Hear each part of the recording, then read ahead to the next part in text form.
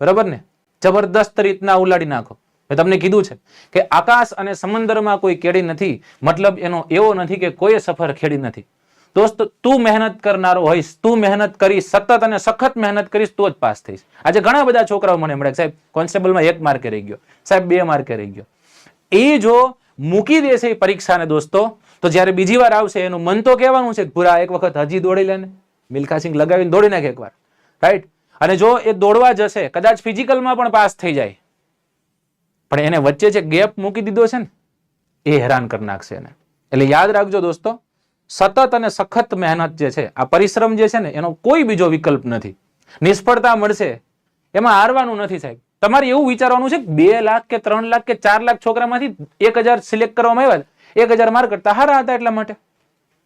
હવે જયારે આવે ને, ત્યારે 100 આવે ને તોય હું હોઈશ, અને જો 1 આવે ને તોય હું હોઈશ. એક જ ભરતી પડે ને તો મારા માટે સરકારે આ બધી વ્યવસ્થા કરી છે, એવું વિચારીને મહેનત જે કરશે ને દોસ્તો, એ પાસ થશે. કારણ કે આજ તમે જોવો છો, ગળા કાપ હરીફાઈ જે છે ને, એ હરીફાઈ સર્જાય છે.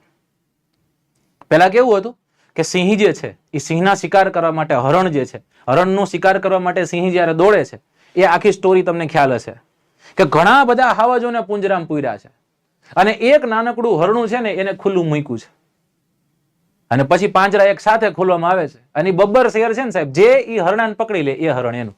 આમાં એવું છે.